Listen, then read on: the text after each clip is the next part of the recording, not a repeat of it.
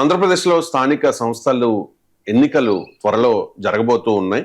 So స్థానిక సంస్థల ఎన్నికల్లో టీడీపీ, జనసేన, బీజేపీల మధ్య సీట్ల సర్దుబాటు అనేది పెద్ద సవాల్గా మారే అవకాశం కనిపిస్తోంది.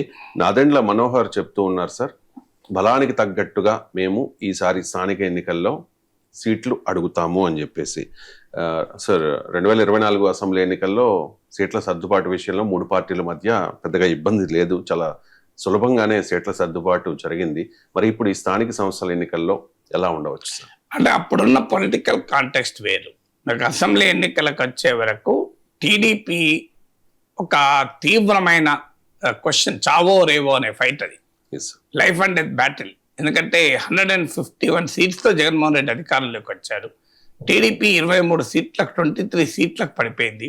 అందులోకి వెళ్ళి కూడా కొంతమంది ఎమ్మెల్యేలు వెళ్ళిపోయారు.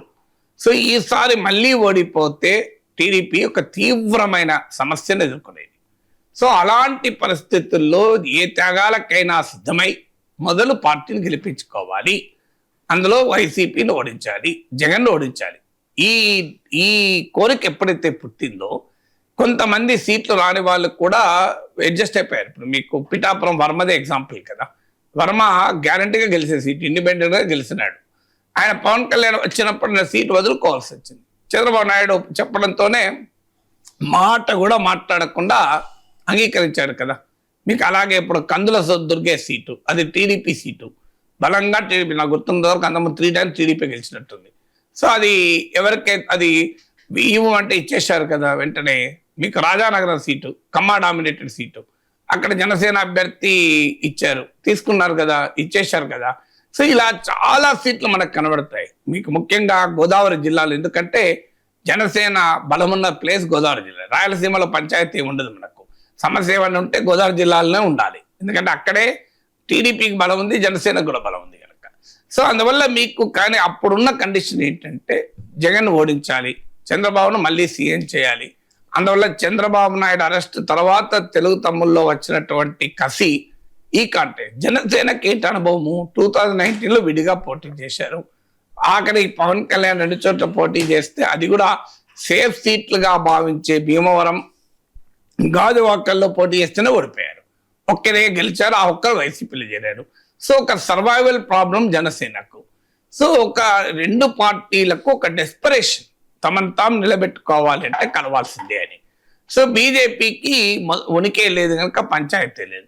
సో అందువల్ల జగన్ పట్ల వ్యతిరేకత వైసీపీ నుంచి ఎదుర్కోవటానికి అనివార్య అవసరాలు 2 పార్టీలను అడ్జస్ట్ చేసుకోవటానికి కారణమైంది. అందుకే జనసేన పైన అనేక డిమాండ్లు వచ్చినా పవన్ కళ్యాణ్ పట్టించుకోలేదు. మీకు ఆ రోజుల్లో ముద్రగడ్డ పద్మనాభం, చేగొండ హరిరామ జోగయ్యలు 50 సీట్లు అడగాలి, 60 సీట్లు అడగాలి, 70 సీట్లు అడగాలి అని ఎవరు ఎన్నన్నా 21 సీట్లకే ఆయన అంగీకరించాడు. 21 గెలిచి వచ్చారు.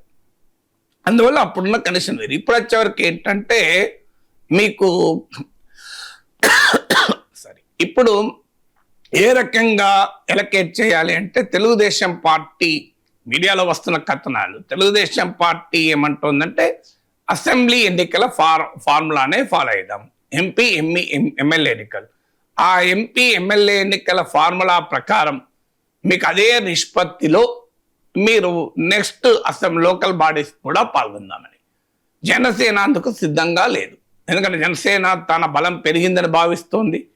జనసేన గేమ్ చేంజర్గా కావడంతో జనసేనే లేకపోతే అసలు టీడీపీ అధికారంలోకే వచ్చేది కాదు అన్నది జనసైనికుల భావన. జనసేనతో పెట్టుకోకపోయినా గెలిచే వాళ్ళం అనేది టీడీపీ వాళ్ళ భావన. మేమెవరితో పొత్తు పెట్టుకోకపోయినా సీట్లు గెలిచి అధికారం వచ్చేది. మేము తొందరపడ్డాము లేదా అనవసరంగా ఎక్కువ భయపడ్డాము, జగన్ పట్ల ఉన్న వ్యతిరేకత తీవ్రతను మేము అంచనా వేయలేకపోయాము, అందువల్ల మేము సీట్లు కోల్పోయామన్నది టీడీపీ వారి బాధ.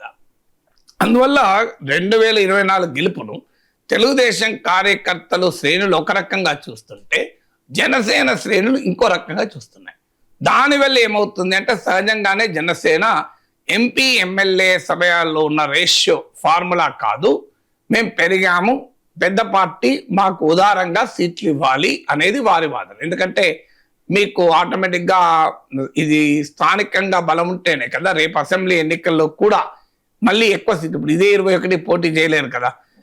రేపు 2029 అసెంబ్లీ ఎన్నికల్లో ఎక్కువ సీట్లు అడగాలన్నా కూడా ఇప్పుడు స్థానిక ఎన్నికల్లో గెలిచిన ప్రాతిపదికే ఉండాలి, లేకపోతే రేపు అడగడానికి అవకాశం ఉండదు.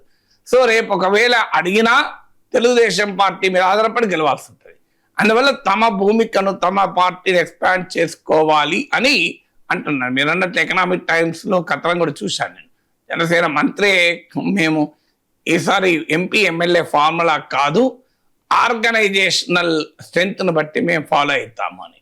సో అందువల్ల అదొక క్వశ్చన్గా ఉంటుంది. కానీ ఇది సహజం. మీకు సేమ్ పార్టీలోనే రకరకాల గ్రూపులు, రకరకాల పోటీలు ఉంటాయి ఎన్నికలంటే. ఇక రెండు పార్టీల మధ్య ఉండదా? కానీ హయ్యర్ లెవెల్లో యూనిటీ ఉన్నంత కాలం కింది లెవెల్లో ఉండేదాన్ని మేనేజ్ చేసుకోవాలి. తన పెద్ద అసాధ్యం కాదు. కొంత ప్రెషర్స్ ఉంటాయి కనుక. కానీ చంద్రబాబు నాయుడు, పవన్ కళ్యాణ్ల మధ్య సత్సంబంధాలు ఉన్నంత కాలం కూటమికి ఎలాంటి ప్రమాదం ఉండదు. జగన్ వస్తాడు అన్న భయం ఉన్నంత కాలం కూడా కూటమికి ఒక రకంగా అదొక అడ్హెసివ్, అంటే దాని యొక్క కలిపి పెట్టేటువంటి అంశం. రెండింటిని, టీడీపీని జనసేన కలిపెట్టే అంశం జగన్ పట్ల వ్యతిరేకత. అందువల్ల ఈ రెండు అంశాలు, అంటే చంద్రబాబు పవన్ కళ్యాణ్ల మధ్య ఉన్న స్నేహము, జగన్ వస్తాడేమోనన్న భయము, ఈ రెండు కూటమిని కలిపి ఉంచుతాయి. క్షేత్రస్థాయిలో ఖచ్చితంగా ఇబ్బందులు ఉంటాయి, ఉండకుండా ఎట్లా ఉంటాయి. దాన్ని ఎలాగో నాయకత్వం బలంగా ఉంటే పరిష్కరించుకోవాలి.